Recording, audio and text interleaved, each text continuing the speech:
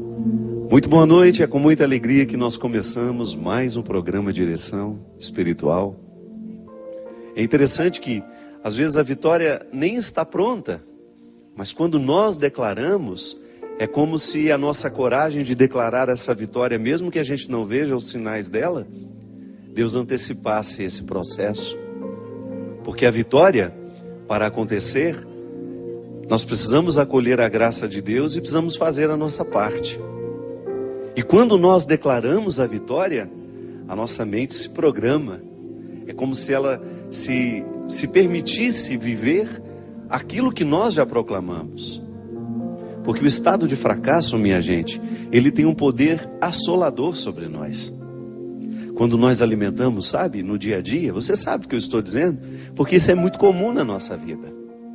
Quando as coisas começam a dar errado, quando não acontecem de acordo com a nossa expectativa, com aquilo que a gente havia planejado, é natural que a gente se sinta, talvez não fracassados, mas a gente se sinta frustrados. A frustração faz parte da vida humana. Mas a frustração, quando ela não é trabalhada para a gente poder superar, né? Porque é natural que a gente se frustre, mas não é natural que a gente permaneça muito tempo frustrado. A gente já falou aqui tantas vezes da capacidade humana de superação, não é? A gente vê tantas pessoas sendo capazes de superar as dificuldades da vida, e a gente se entusiasma a ser capaz também. É a força do testemunho do outro na nossa história.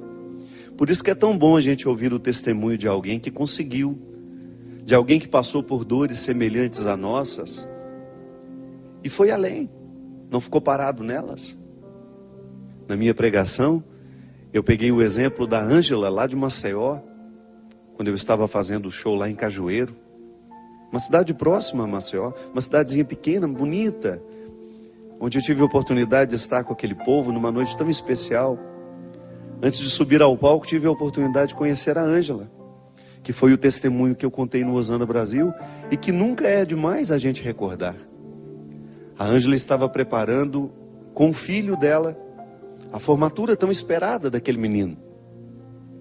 Um menino esportista, atleta, que sempre cuidou da saúde, que sempre cuidou de si mesmo.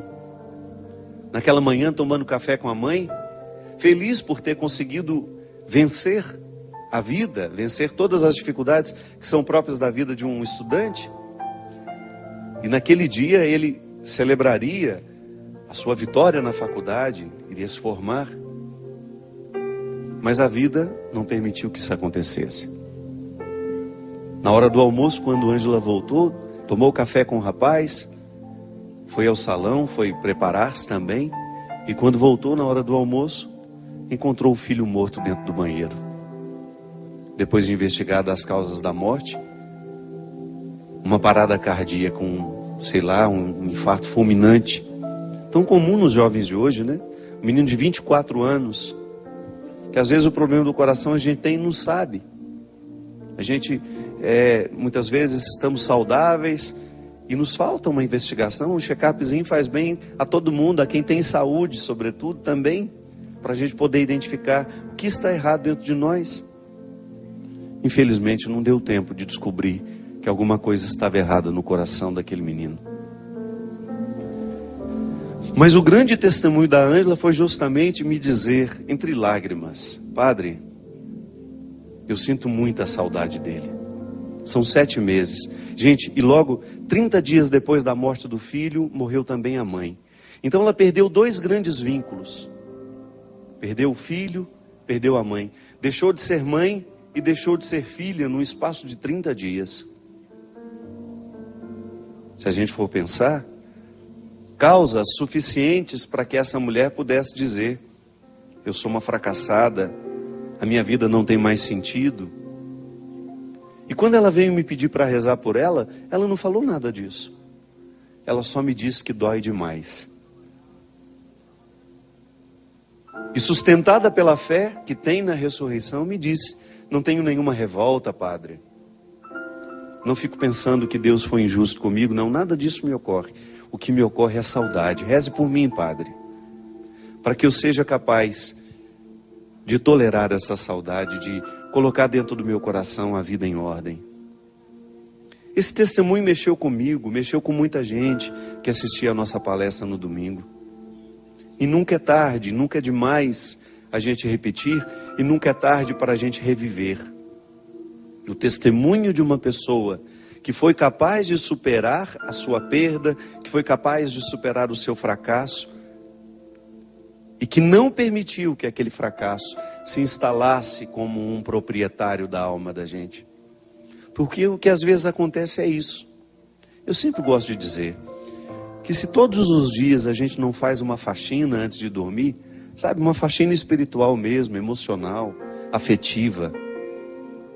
Se a gente não faz uma limpeza daquilo que nos poluiu, porque todos os dias a vida nos polui.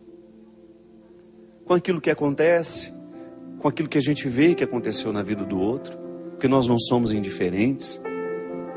Se você assiste ao noticiário todos os dias de manhã, você já tem motivos para passar um dia lamentando. Se você assiste aos noticiários da noite, você tem motivos para perder o sono. Mas essa é a postura cristã?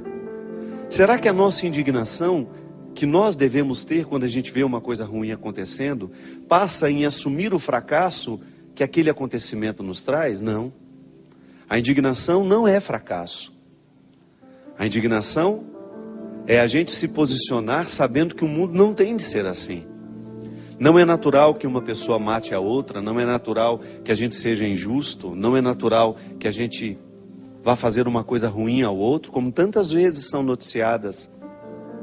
As notícias, o conteúdo das notícias que nos chegam, estão recheadas de traição, de injustiça, de impunidade, de assassinato, de ódio, roubo.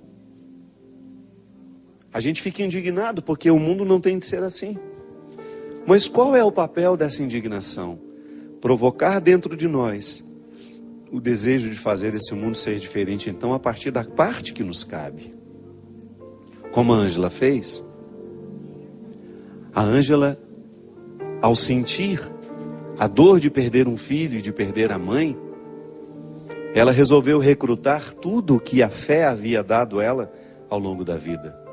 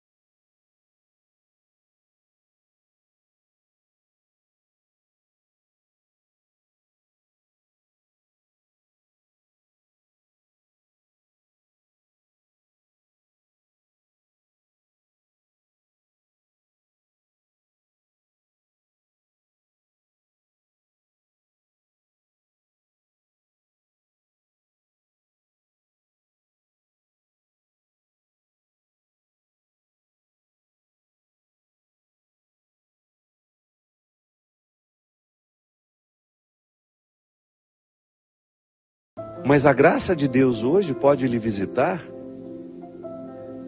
não lhe retirando essa saudade, porque esse é um processo humano. Deus não tem como retirar o que é humano. A saudade é um dom que nós temos dado por Ele. Como é que Ele vai tirar isso de mim? Eu não quero. Eu não quero deixar de sentir saudade das pessoas que eu amo. O que eu quero é que essa saudade se torne leve dentro de mim. Que não seja um fardo para me deprimir, para me amargurar. Então eu permito que a mão de Deus comece já a me consolar hoje e eu alimente esse pensamento. Quem perdeu alguém hoje precisa começar a alimentar esse pensamento. A dor que eu estou sentindo hoje não é definitiva. Porque o grande problema do sofrimento é quando nós olhamos para ele e quando a gente sente aquela dor terrível, tão próxima do acontecimento, é natural que doa de maneira terrível, mas a gente começar a alimentar a esperança de que essa dor vai mudar o formato dela, de que ela será assim suportável.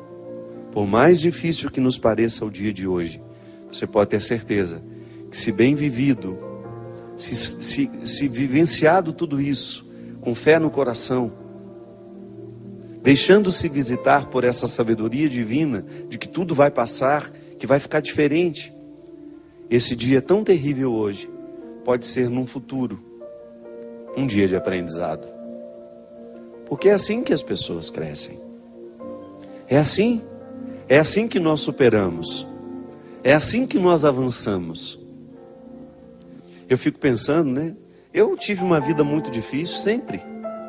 A vida na minha casa não é fácil até hoje.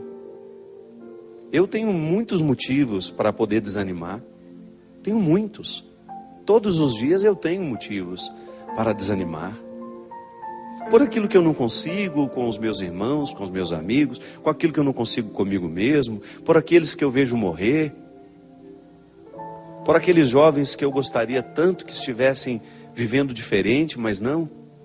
Estão lá perdidos nas drogas, na prostituição socializada, no álcool. Por ver o meu país tão injusto, por ver tantas vezes os nossos governantes fazendo o absolutamente contrário do que deveriam fazer. Deveriam cuidar da gente, mas às vezes saqueiam o cofre público, lá onde nós depositamos os nossos impostos, para que este país seja melhor, para que a gente tenha saúde, para que a gente tenha segurança, para que os nossos filhos tenham uma boa educação. Todos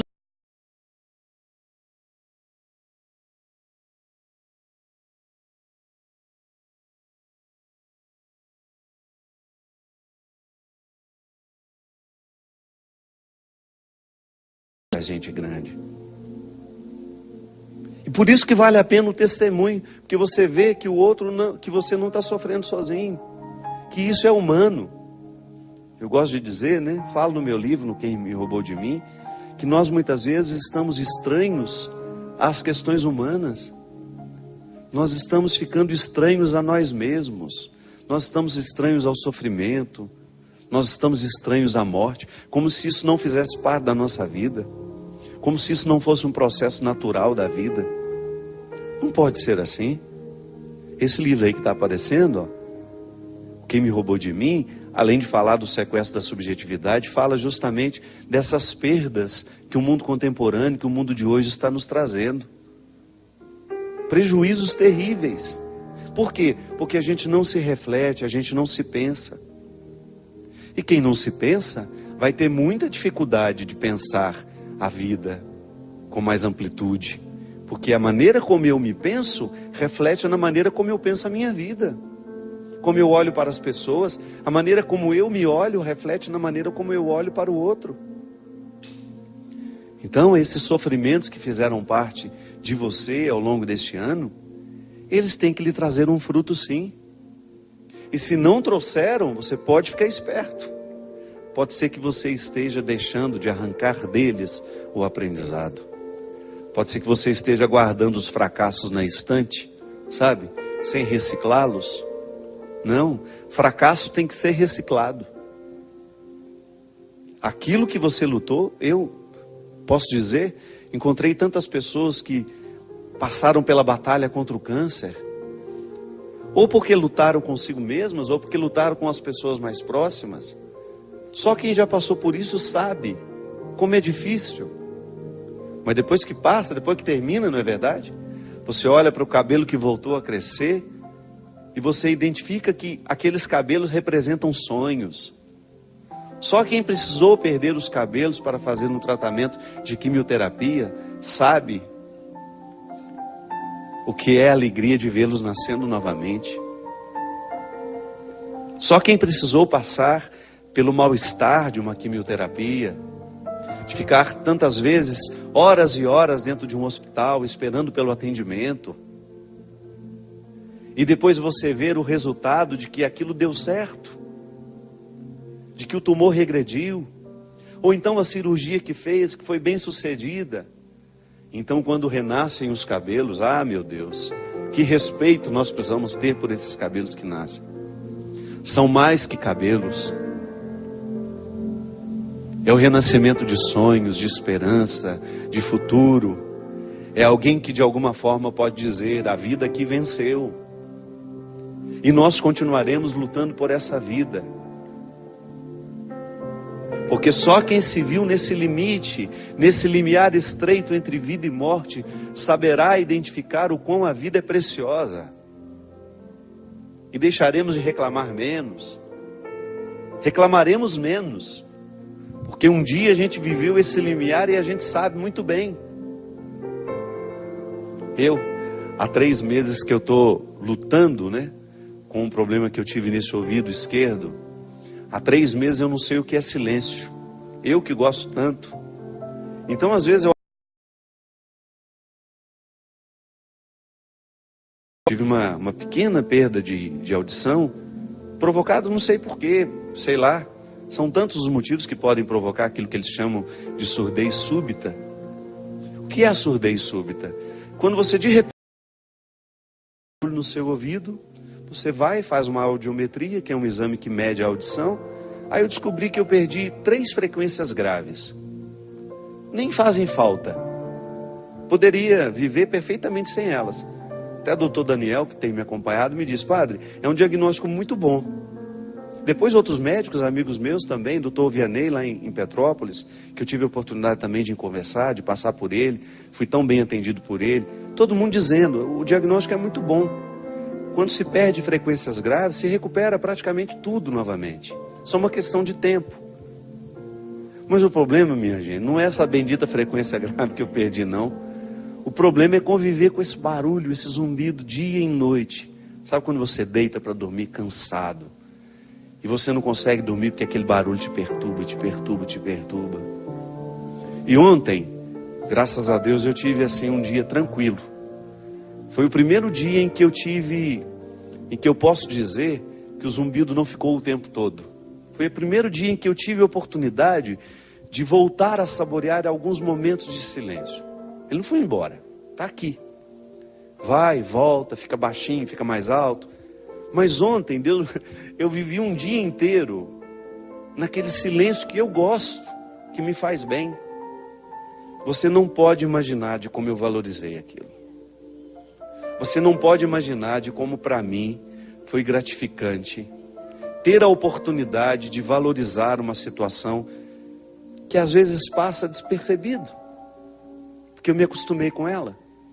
Então, como agora eu estou tendo de conviver com um barulho no meu ouvido, e se Deus quiser, vou dar um jeito de curar isso, ou pelo menos diminuir isso, para eu não ficar louco, senão a gente fica louco, a gente não consegue se concentrar, tudo fica mais penoso, a gente fica mais cansado, menos paciente com as coisas.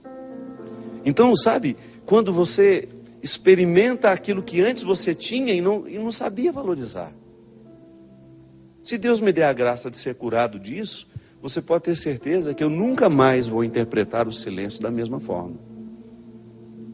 Porque passar 3 meses com esse barulho o tempo todo no seu ouvido não é brincadeira. Então, quando eu tiver a oportunidade, como eu tive ontem, temporária, mas tive, de voltar a experimentar o silêncio, eu quero saborear aquilo com todas as forças da minha alma. Porque para isso serve o sofrimento. Por isso que eu estou lhe dizendo, o que lhe aborreceu ao longo desse ano? O que foi penoso para você? Eu dei meu testemunho, falei o testemunho da Ângela. A minha história é tão pequenininha, perto de tantos sofrimentos que a gente teve. A gente teve a Célia, nossa amiga aqui, que trabalha conosco, que enfrentou o ano passado, um pouco esse ano também, né, Célia? Ainda na continuidade do tratamento, 2010, 2011, continua em tratamento. A Célia sabe, nós vimos quando os cabelos da Célia caíram e depois vimos a alegria quando nasceram. Está aqui, trabalhando, feliz da vida, levando a mãe dela por onde vai, com amor, com carinho. Mostra a Célia para nós, essa menina tão especial, tão cheia de Deus, que foi um testemunho para nós aqui, para quem esteve ao lado dela. Então, para a gente poder ter o direito de cantar essa música, Hoje Eu Livre Sou, a gente precisa vasculhar tudo o que foi difícil na nossa vida. Porque somente a partir da superação dessas dificuldades é que a gente vai alcançando essa liberdade interior que só Deus pode nos dar. Nós vamos para um rápido intervalo e a gente volta já já com o programa Direção Espiritual.